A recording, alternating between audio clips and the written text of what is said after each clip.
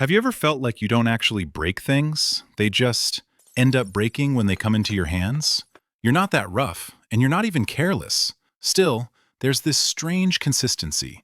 Like a charger stops working within a few days, a glass slipping from your hand. Any new thing you get just doesn't last long. And every time, the same reaction.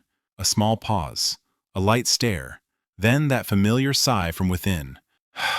Again. Not much anger, no shock. As if you were expecting it, as if somewhere you already knew this wouldn't last. Now pause for a second and think, does this only happen to you? Or have you seen people like this around you as well?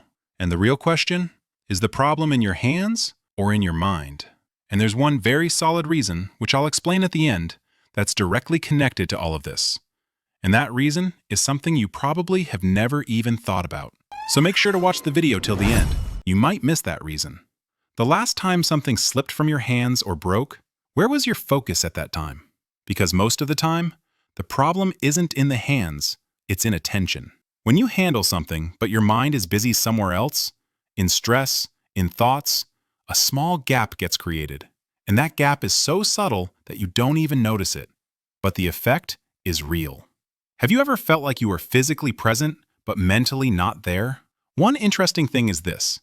When attention splits, your movement becomes slightly off, a bit more pressure, a slight delay in timing, and that small difference is enough to break things. But the question is, why does attention split? Slowly, the picture starts to become clear. Your brain can only handle a limited number of things accurately at one time. When it is already under load, stress, overthinking, decisions, it automatically chooses speed, not accuracy. In psychology, this is called cognitive load, and systems like this were explained by Daniel Kahneman. And when this happens, control slowly starts to slip. Do you often rush through things, whether it's necessary or not? Think like this. When you are very hungry, you eat quickly. You don't chew properly.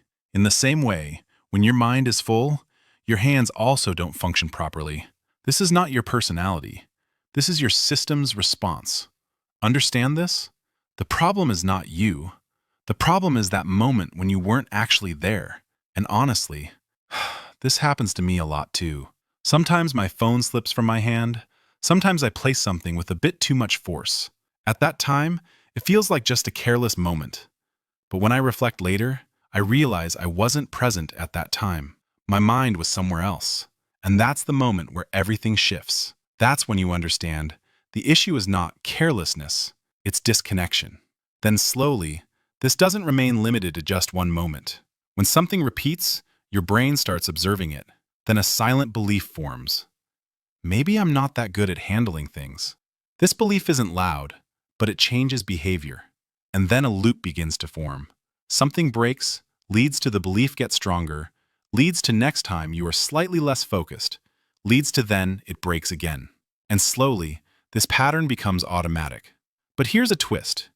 Is all of this really carelessness or something else? Most of the time, people who break things are not slow. They are fast. Their mind is already on the next step, while their body is still in the current moment. This creates a mismatch. And when the system is not internally synced, friction appears externally. Does your mind often move ahead of your present moment? But listen, now this is where it gets interesting. Maybe you don't need to slow down. Maybe you don't even need to change yourself. Maybe the problem was never you. Maybe the problem was simply this. You and your moment were never in the same place. And when this moment disconnects, things break. When this moment reconnects, control naturally comes back. In the end, it's simple. This was never about things. It was about attention, load, and disconnection. And when you understand this, the need to fix things also starts to reduce. And if this hit you, then like the video and subscribe to the channel, so ideas that help you understand yourself better keep reaching you regularly. And maybe now the real question is, do you want to understand this pattern and step out of it, or just keep watching it repeat itself?